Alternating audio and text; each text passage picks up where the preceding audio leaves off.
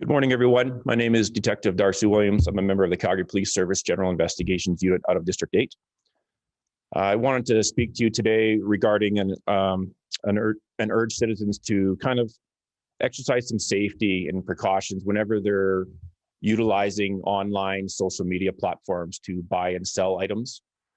We've seen a trend to date in which a number of people are becoming victims as a result of these transactions. And so far, we've received about 75 reported incidents to date in which people became victims as a result of either a robbery or a theft event. The buyers in these instances are usually threatened with physical harm to turn over their item, or facing a possible injury. Of those 75, 26% have resulted in an actual physical act of violence, with several of them involving a weapon. To date, most of the weapons produced are either a knife or bear spray. Most of these incidents are fairly brazen. They've been occurring during, the public day, in public places. We've asked that members exercise extreme caution whenever they are going to meet with potential buyers for the item that they're selling. When using the online classified social media events, what we're asking is members of the public do some pre-investigative work prior to meeting with a potential buyer. Take some screenshots of the account information of who you're going to meet. With Facebook especially, you can use the personalized link that's associated with the account name. With Kijiji, capturing the account name as well as the ad number is very helpful to investigators going forward. What this does is allows us to follow up and potentially locate the people responsible, as well as potentially recover any stolen items. For citizens meeting with unknown buyers, the Calgary Police Service strongly advises to meet in a public place, a parking lot. Please do not meet at a potential buyer or a potential buyer's home address, or in turn, don't have them come to your address. We want to stress with the pandemic, it's been very difficult to identify offenders given the masks that people are wearing. It's made it very difficult for witnesses and victims to positively identify people. Whenever you do meet someone, consider taking someone along with you. This will assure you have, another witness with you and hopefully deter. One of the things that we do ask is you do stay alert and aware of your surroundings. If something doesn't feel right, please don't go or don't stay there. What we're seeing is a number of red flags that have come up with victims that we've spoken with, that they saw it in advance. And in turn, looking back, they said, I saw this and I probably should never have met them in that instance. Trust your instincts. So if at any time something doesn't feel right, like I said, just don't go through with the meet and just drive away. There are lots of other buyers out there that will likely buy the item. It just may not be that day. And lastly, be a good witness and don't put yourself in harm's way. Be observant of what's happened. If you happen to be in the area and you hear someone screaming for help, be cognizant of what's happening. Maybe don't get involved directly by chasing after the person, but take note of what they're wearing, what their description is, any vehicles they may be associated to. And in turn, always report suspicious activity to the police. If it's not an emergency, you can phone the 266-123 number, 1234 number. If it is an emergency, obviously 911 is what you want to call. And we will also take tips from investigations through Crime Stoppers if you so wish. I can now take any questions that anyone may have. Thank you, Detective. So we will now open up the floor for any questions media may have. So please use the chat function to indicate if you have a question, and I will call upon you.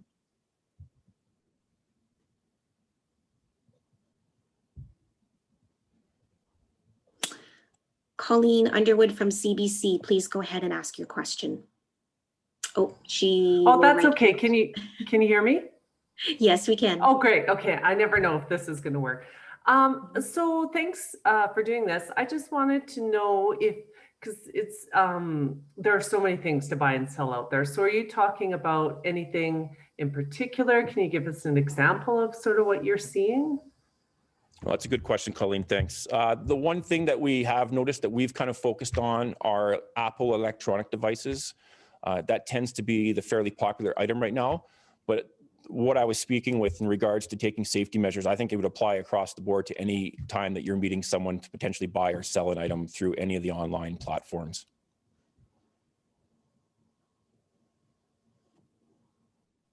Do you have a follow-up question, Colleen? Yeah, do you have any numbers as far as, it's gone up 20%, these kind of problems, or you just got flooded with a bunch of complaints or concerns, or what are you seeing in terms of numbers? What we're seeing is up until January of 2021, it seemed to be fairly sporadic. And then once January hit, we started to see an increase in the number of incidents, as well as the increase in the amount of violence that was occurring. To date, I think I checked the numbers and we were up to somewhere near close to 90 reported incidents of either thefts or robberies in which a person lost an Apple device through a buy or sell meeting with an offender.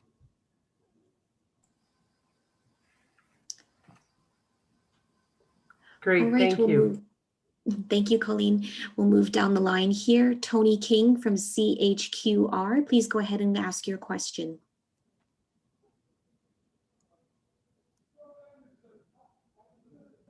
Sorry, I was muted.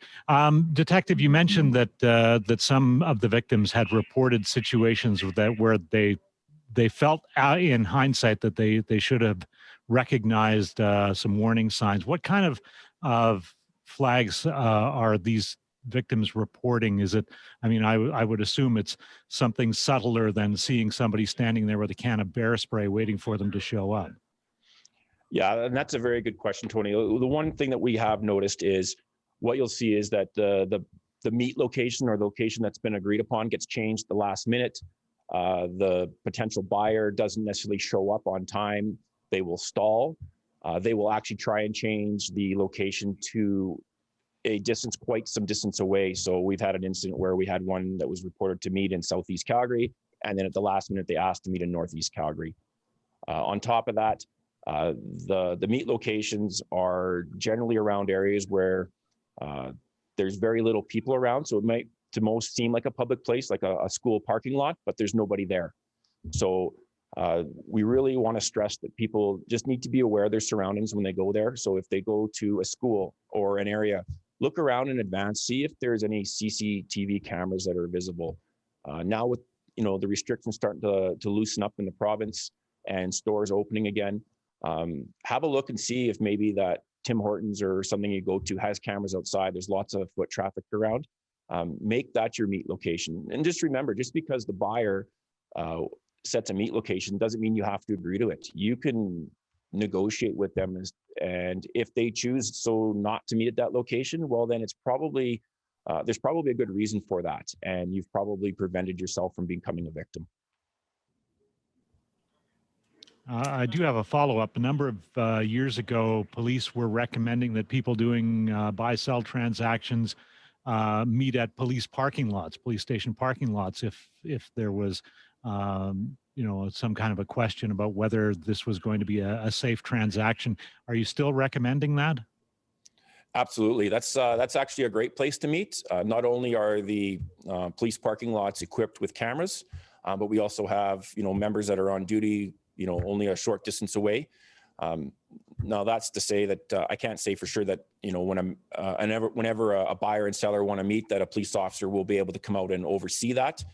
What we are asking is, if you want to meet there and, the potential buyer doesn't want to meet there for whatever reason, it's usually a good red flag that maybe this person isn't the one that you want to sell to, and maybe wait to move on to the next person.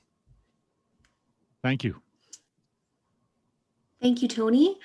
Olivia Condon from Post Media, please ask your question. Hi there, thanks. I'm just wondering, Detective, do you have any theories as to why we might be seeing this rise in these type of crimes? I think what it comes down to is the amount of money that's out there to be made. And our investigations to date would show that this is strictly a monetary financial gain for the offenders. We have no evidence to support really anything other than that. What we're hoping with the messaging today is to get out to the public is take these precautionary measures, because what we need is, number one, for these types of incidents to stop. And number two, that should they occur, and if people have taken the precautionary measures that we've listed off in getting that information about the accounts, it will help us as investigators move forward and be able to identify those behind it, as well as potentially recover any stolen items. And do you have a follow-up question, Olivia? No, I'm okay. Thank you. Thank you. Does anybody else have any questions? Oh, Colleen, please go ahead and ask your question here. Just wondering if because there's this rash of crimes, are you seeing, like, are you considering it's the same group of people or same people, or you're not making that link? I can't say that the vast majority that have been occurring across the city are being committed by one particular group. I think this is more of a case that word of mouth has gotten out amongst a peer group, and they've talked about how they can potentially make money this way. And that's kind of led to the increase in the number of offenses that have occurred to date. And do you mind if I ask one more? Sure. As far as the violence, what sort of things have you seen, or what kind of violent offenses? So the majority of the time, thankfully, it's been strictly the offender grabbing an item and running off with no violence. But in a small portion of them, the violence has either been a shove by the offender, knocking the potential victim to the ground to grab the item.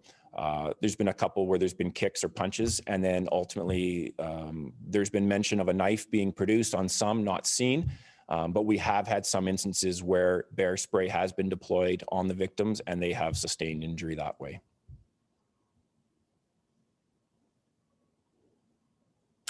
Thank you, Colleen. We'll move on to Tony King again from CHQR. Please go ahead. You mentioned that in the majority of cases, it's the seller who is being victimized. Their electronics are being taken. Has there been any instances where somebody has posted a bogus ad for a phone or a laptop or something, and when somebody turns up to buy it, they have been robbed by the person they thought was selling something? You know, that's a good question. Yes, we have had a couple. It's been fairly rare, but yes, that is another occurrence that we started to see where we've had those. And again, as the potential buyer now in that case, you want to ask some questions. You want to get the serial numbers, the IMEI numbers from the phones in advance. If the seller is not willing to send that to you, again, it's a red flag. Do they really possess that item that they're claiming to have for sale? But no, thank you for that question. Thank you. Okay, does anybody else have any questions before we conclude?